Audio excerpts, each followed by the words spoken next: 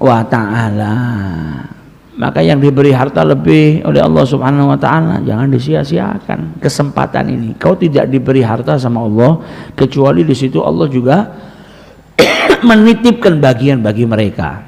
Dan kalau kita tahu ilmunya ini saat kita punya harta, berarti sebetulnya Allah mau kita mendapatkan kesempatan emas itu. Jangan disia-siakan. Ada sebagian yang kita keluarkan di jalan Allah. Dan dari hadis-hadis yang barusan kita baca ini kita bisa tahu apa? Jangan pandang manusia hanya dari zahirnya. Karena buktinya apa? Ada orang yang lemah, di mata manusia lemah, nggak dianggap. Di mata manusia nggak punya jabatan, tapi ternyata kalau mereka bersumpah minta sama Allah diijabahi. Tapi ternyata mereka justru memiliki kedudukan yang mulia. Ada rajulus samin, gemuk, ada orang yang kaya, ada orang yang punya jabatan. Nanti di hari kiamat ternyata timbangannya nggak lebih daripada sayapnya nyamuk. Berarti apa? Yang dipandang sama Allah bukan jabatan manusia, yang dipandang sama Allah apa? Amal soleh atau apa-apa yang dia lakukan semasa dia hidup di muka bumi ini. Karena manusia pada hakikatnya seperti yang dijelaskan oleh Sayyidina Ali pada pembahasan yang lalu. Tidak boleh manusia itu sombong, mentang-mentang saya ini orang kaya kok. Apa nasihatnya para ulama? Jangan pernah terlena karena kau sering datang ke tempat-tempat yang baik. Jangan pernah terlena karena kau senantiasa di tempat yang baik. Berada di tempat yang baik itu bagus, tapi kalau kau terlena nganggap dirimu lebih baik dari orang lain hanya karena engkau sering berada di tempat yang baik, di majelis ilmu, di masjid, hati-hati. Karena apa? Tidak ada tempat yang lebih baik dari surga. Tapi Nabi Adam dulu sudah pernah di surga, akhirnya keluar dari surga. Kok kita yang cuma di masjid sejam 2 jam? Nabi Adam di surga, keluar dari surga. Kalau justru kita berada di tempat-tempat yang baik itu terlena nganggap diri kita lebih baik, salah. Dan kata para ulama apa? Jangan pernah terlena dengan banyaknya ibadah, karena dulu iblis ahli ibadah, tapi lihat ujungnya. Ujung-ujungnya iblis apa? Sombong. Ujung-ujungnya iblis apa? Tidak nurut sama Allah Subhanahu wa ta'ala. Akhirnya apa? Terusir dari rahmatnya Allah. Jangan terlena, kata para ulama. Dari apa? Dari ilmu. Orang punya ilmu bagus, tapi kalau kau terlena anggap dirimu lebih baik daripada orang lain karena kau lebih punya banyak ilmu, ketahuilah Bal'am ini dulu orang yang berilmu, tapi ujung-ujungnya apa? Kufur, keluar dari ajarannya Allah Subhanahu wa ta'ala. Berapa banyak orang ini, banyak orang yang berilmu tapi ruwet. Hari ini kita dapatin banyak orang yang berilmu ngotak-ngatik Quran sesuai dengan logikanya dan akalnya sendiri. Akhirnya apa? Apa yang bisa disombongkan? Dan jangan terlena karena kau banyak melihat orang-orang yang soleh atau kumpul dengan orang soleh, merasa wah aku kumpul karo wong soleh kok. Setiap hari saya hadir majelis ilmu, kumpulanku kalau para alim ulama. Jangan terlena, bagus kau kumpul sama orang alim ulama, tapi kalau kau menganggap dirimu lebih mulia daripada orang lain hanya karena kau banyak kumpul dengan orang soleh, tidak ada yang lebih soleh dari Nabi Muhammad di muka bumi ini. Dan di zaman itu ada orang-orang yang tidak beriman banyak. Abu Jahal ya ketemu sama Nabi ngelihat Nabi, Abu Lahab ya duduk sama Nabi ngelihat Nabi, dan juga orang-orang yang tidak beriman sama Nabi, mereka ya hidup di zaman Nabi ngelihat kanjeng Nabi, hidup di satu kota dengan Nabi Muhammad, tapi apa? Mereka mahrum, diharamkan dari hidayahnya Allah Subhanahu wa ta'ala.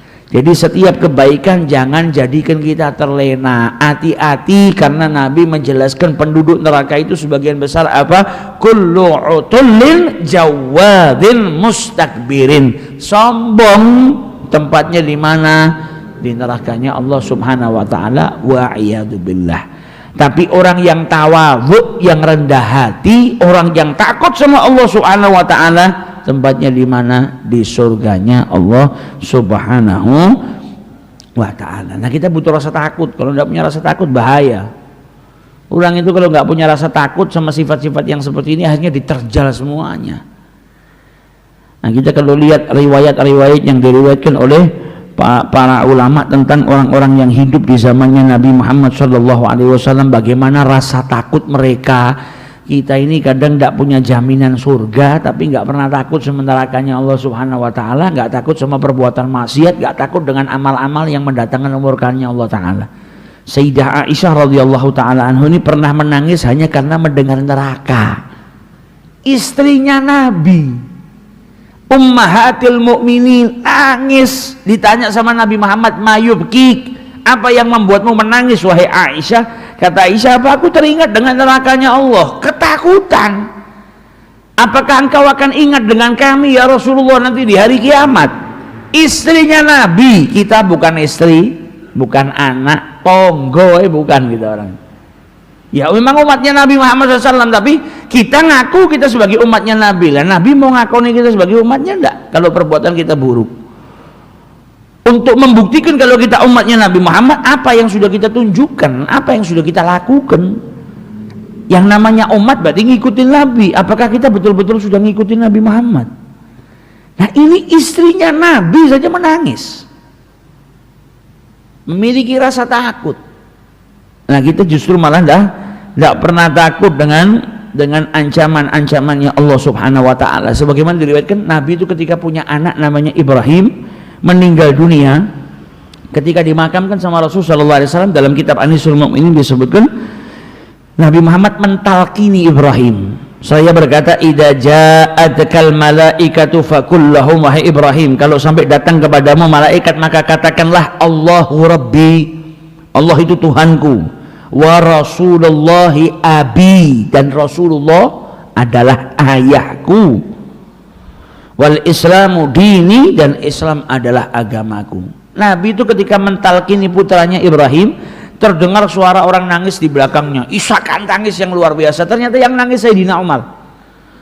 Maka Nabi noleh ke belakang tanya sama Sayyidina Umar, "Umar, apa yang membuatmu menangis?" Kata Sayyidina Umar, "Ya Rasulullah, itu yang meninggal putramu belum baligh, catatan amalnya belum ada. Orang belum baligh ini belum mulai dicatat sama malaikat. Dia belum baligh, meninggal masih kecil, catatan amalnya belum ada." Dan Umar, saya kata Rasulullah, saya kata Sayyidina Umar bin Khattab, sudah baligh, buku catatan amal sudah berjalan, dan saya tidak punya pentalkin sehebat dirimu ya Rasulullah. Kalau saya mati belum tentu yang mentalkini saya itu Anda. Nangis ngelihat orang yang meninggal dunia seperti itu, anak kecil nangis, ini belum ada catatan amalnya. Lah bagaimana dengan saya nanti kalau mati, kalau meninggal dunia? Rasa takut yang luar biasa, karena hatinya hidup. Maka dari itu turun firman Allah Subhanahu wa taala, "Yutsabbitullahu alladhina amanu bil qawli tsabit fil hayatid dunya wa fil akhirah wa yudhillullahu adh-dhalimin wa yaf'alullahu ma yasha." Langsung jawaban itu turun dari Allah Subhanahu wa taala supaya dapat apa? Sabat, keteguhan dan ketetapan dalam berpegang teguh dalam ajarannya Allah Subhanahu wa taala. Nah, kita pernah enggak membayangkan nanti kalau kita mati ini gimana? Mereka orang-orang yang takut kepada Allah Subhanahu wa taala, hatinya hidup, mikir kan itu.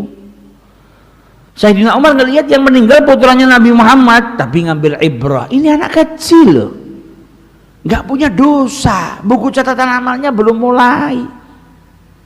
Lah saya, buku catatan amal saya sudah berapa jilid? Itu bagaimana nanti saya mempertanggungjawabkan jawabnya di hadapan Allah Subhanahu wa taala. Nah, ini orang-orang yang hatinya hidup, tidak pernah mau sombong, tidak nganggap orang lain itu lebih, karena punya sifat tawadhu, nganggap makhluknya Allah lebih mulia daripada dirinya. Uwais Al-Qarani, Sayyidut Tabi'in, pemimpinnya tabi'in, afdalut tabi'in, para orang tabi'in yang paling mulia. Uwais Al-Qarani itu kalau makan sampai terkadang ngais-ngais sampah, ngambil makanan di sampah, orang tidak punya. Sampai terkadang anjing itu menggonggong, maksudnya apa? Ya mungkin anjing itu mau berkata, ini yang makan di sini saya, bukan Anda. Manusia itu nggak pantas makan di sini. Tapi apa kata Uwais Al-Qarani? Saya makan di tempat yang saya makan, kau makan di tempat kau, kita nggak saling mengganggu. Apa kata Uwais Al-Qarani? Kalau aku sampai berhasil melewati siratal mustaqim, fa ana khairu minki, maka aku lebih mulia daripada engkau, wahai anjing.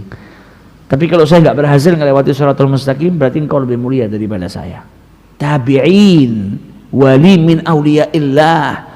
Kalau ngelihat hewan, nganggap hewan itu lebih mulia daripada dirinya. Saya kalau berhasil melewati siratal mustaqim, ya saya lebih afdal daripada engkau. Tapi kalau saya nggak berhasil melewati siratal mustaqim, ya engkau lebih hebat dari saya, karena hewan itu nggak masuk neraka, hewan itu nggak melewati siratal mustaqim. Nah, ini keadaan orang-orang yang hatinya hidup jauh dari sifat sombong, jauh daripada sifat-sifat yang dimurkai oleh Allah Subhanahu